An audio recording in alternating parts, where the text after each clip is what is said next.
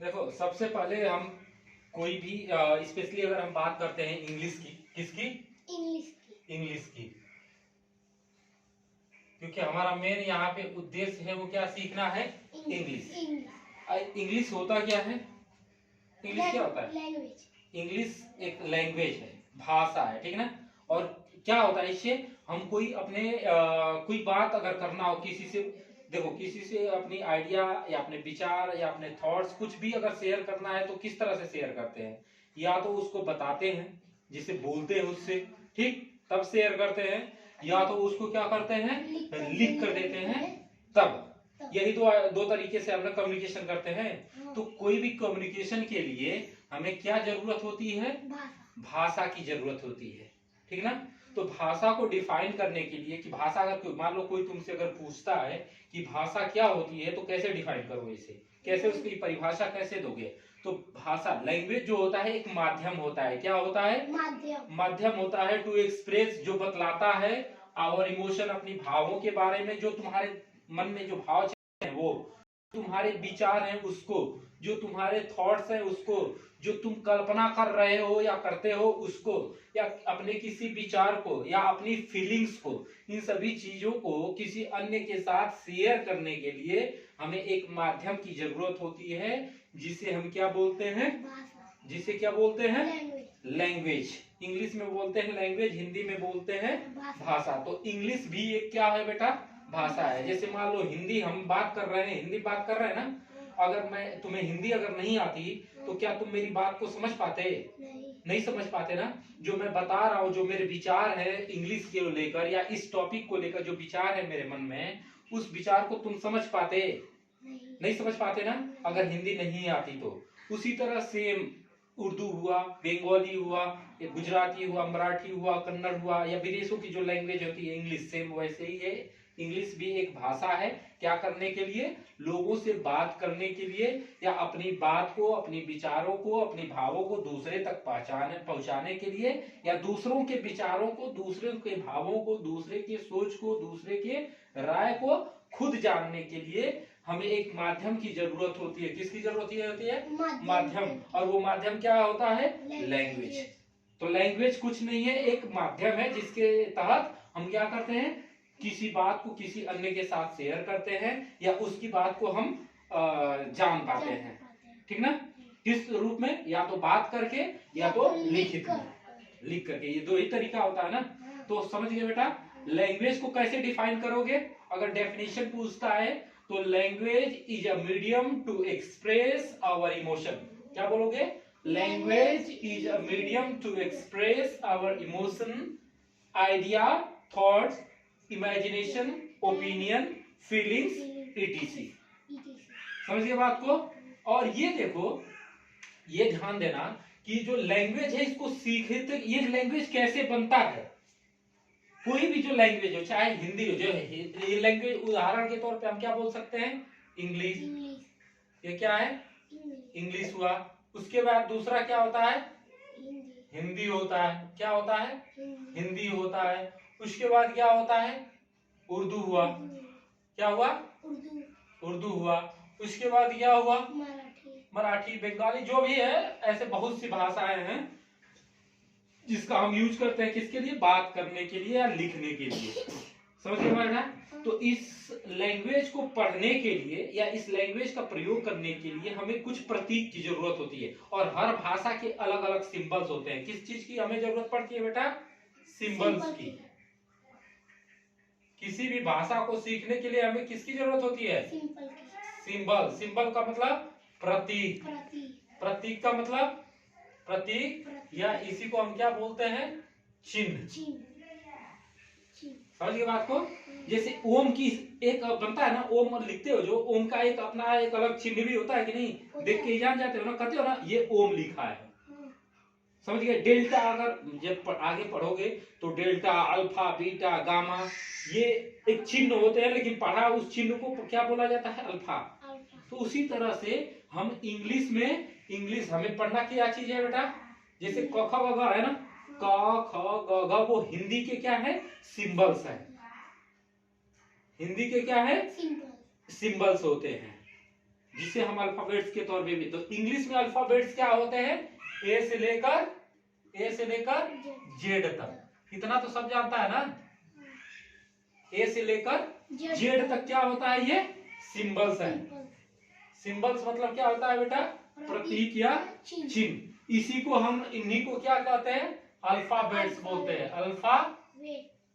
Alphabets क्या बोलते हैं, अल्फाबेट्स बोलते हैं। और इसी अल्फाबेट से ही पूरा लैंग्वेज इंग्लिश आता है। इसी ए से जेड तक टोटल कितने लेटर्स होते हैं, इसी को अल्फाबेट्स को ही हम क्या बोलते हैं, ए से जेड तक बेटा, इसी को हम बोलते हैं लेटर्स। ठीक ना, ठीक ना। कितने लेटर्स हैं, तो टोटल कितने लेटर्स होते हैं, 26। ए से जेड तक कितने लेटर्स हुए, 26। और ये सिंबल भी दो प्रकार के होते हैं इसमें। जो 5 जो सिंबल होते हैं उसे वाउल्स बोलते हैं। वाउल्स का नाम सुने हो कि नहीं, वाउल्स क्या होते हैं, ए ई आई ओ यू, ये इसे क्या बोलते हैं, वाउल्स। जिसे कई लोग वावेल्स पढ़ते हैं, वावेल्स नहीं पढ़ा जाता है। इसका सही प्रोनाउंसिएशन बहुत जरूरी है। चाहे हिंदी, इंग्लिश या कोई भी आप भाषा बोल रहे हो तो उस शब्दों का जो है उच्चारण करना बहुत जरूरी होता है। इसे क्या हम बोलते हैं, वाउल्स बोलते हैं। वावेल्स नहीं बोलना बेटा, ओके। क्या बोलोगे, वाउल्स। उसके बाद कॉन्सोनेंट कितना होते हैं, कॉन्सोनेंट्स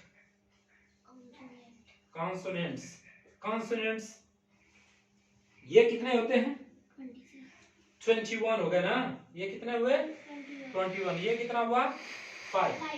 और ये 21 क्या हुआ, बी हुआ, सी। जो ए से जेड तक 26 में जो 5 निकाल देते हैं, ये ए ई आई ओ यू, इसे हिंदी में हम क्या बोलते हैं, इसी को हिंदी में क्या बोलते हैं, स्वर। और कॉन्सोनेंट्स को क्या बोलते हैं हम, व्यंजन।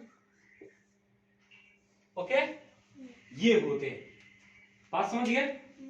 अब ये इनका प्रयोग क्यों होता है, ये जो लेटर्स होते हैं वो किस लिए प्रयोग किए जाते हैं, लेटर्स का प्रयोग क्या है, ये बताओ।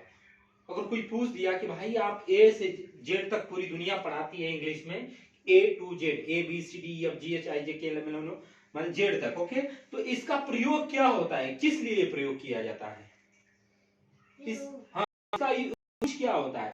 यूज होता है इन शब्दों के समूह को एक डेफिनिट ऑर्डर में, एक निश्चित क्रम में रखा जाता है। ठीक ना, इन जो लेटर्स होते हैं, इन लेटर्स को एक निश्चित क्रम में जब एक ग्रुप में जोड़ देते हैं, जैसे मान लो हमें जैसे ए हुआ, यल हुआ, ई हुआ, डबल पी हुआ, ठीक ना, ये 5 मिल गया कि नहीं, A L E P P, तो इसका कोई अर्थ निकला नहीं, निकल रहा है ना। लेकिन इसको जब हम एक ऑर्डर में रखते हैं, जैसे मान लो ए हुआ, उसके बाद डबल पी लिख देते हैं, उसके बाद एल लिखते हैं, उसके बाद ई लिखते हैं, देखो यही सारे लेटर्स हैं। लेटर्स तो सेम है ना, 5 ही लेटर्स है ना, लेकिन इसको एक निश्चित क्रम में रखा गया, एक डेफिनिट ऑर्डर में रखा गया है। किसमें बेटा, डेफिनिट का मतलब क्या होता है, निश्चित क्रम। डेफिनिट ऑर्डर मतलब निश्चित क्रम। सबसे पहले क्या रखा गया, ए, उसके बाद क्या रखा गया, डबल पी एल ई। ये जब हम 5 लेटर को एक साथ रखते हैं, एक निश्चित क्रम में रखते हैं, तो इसका एक अपना क्या बन जाता है बेटा, कंप्लीट और सार्थक, इसका मीनिंगफुल सेंस बनता है, इसका अपना एक क्या बनता है, अर्थ, उचित अर्थ बन जाता है, एक पूर्ण और उचित अर्थ बनता है जब एक निश्चित क्रम में रख देते हैं। तो इन शब्द बनते हैं, इन लेटर्स को ही जब हम एक सही क्रम में रख देते हैं तो वो क्या बन जाते हैं, शब्द बनते हैं। क्या बनते हैं, शब्द। और शब्द से ही क्या बनता है, भाषा बनती है। क्यों, शब्द को जब हम एक साथ रखते हैं तो वो सेंटेंस बन जाते हैं। जब शब्दों के समूह को एक साथ हम एक निश्चित क्रम में उचित ऑर्डर में रखते हैं, जिसका एक पूरा अर्थ निकले, उसका एक पूरा अर्थ हो, तो वो क्या कहलाता है, वाक्य कहलाता है, जो हम कल के चैप्टर में आपको सेंटेंस से स्टार्ट करेंगे। यहां तक आपको समझ में आ गया, यहां तक समझ में आ गया कि भाई क्या होता है इंग्लिश। सबसे पहले इंग्लिश के बारे में हम जानते हैं, तो इंग्लिश क्या है, एक फॉरेन लैंग्वेज है।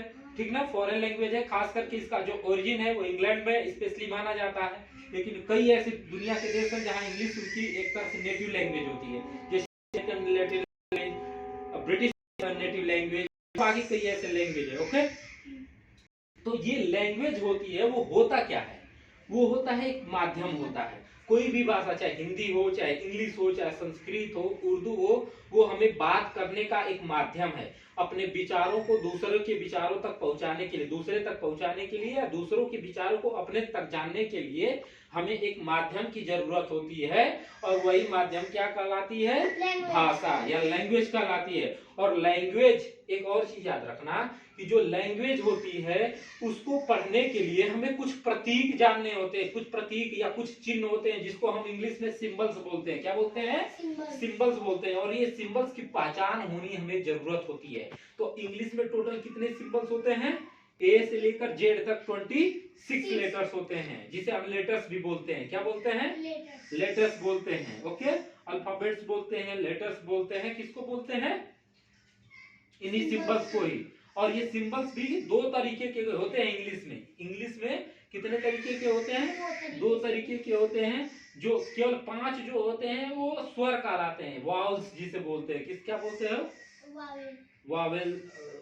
इसको वावेल्स नहीं, इसका सही प्रोनाउंसिएशन क्या करोगे, वाउल्स, वाउल्स, वाउल्स, हाँ vowels. Okay, vowels, A E I O U, 5 vowels हो गए। बाकी जो 21 बच गए वो क्या जो कहलाएंगे, कॉन्सोनेंट्स, कॉन्सोनेंट्स। ओके, तो ये कॉन्सोनेंट्स और वावल्स जो मिलके जब एक साथ मिलते हैं, एक सही क्रम में मिलते हैं, तो उनसे एक शब्द बनता है। किसका फॉर्मेशन होता है, एक शब्द का।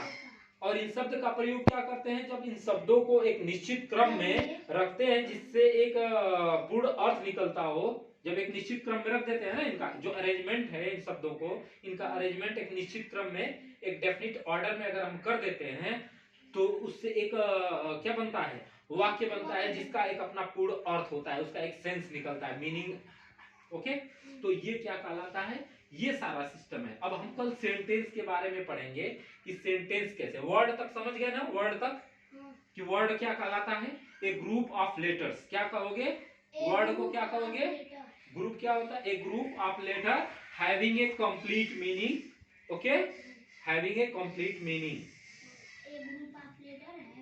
हैविंग अ कंप्लीट मीनिंग माने शब्दों का, सॉरी किसका, लेटर्स का, ठीक ना। तो जो अल्फाबेट्स होते हैं उसका क्या होता है, एक समूह होता है जिसका एक अपना अर्थ निकलता है, वो क्या कहलाता है, शब्द कहलाता है। और शब्द से ही वाक्य बनते हैं, और जो वाक्य होते हैं वही एक क्या होती है, भाषा हो जाती है। समझ गए, ओके, यहाँ तक क्लियर। बाकी कल हम पढ़ाएंगे। ओके, चलिए, तो आज के लिए इतना ही। Good night.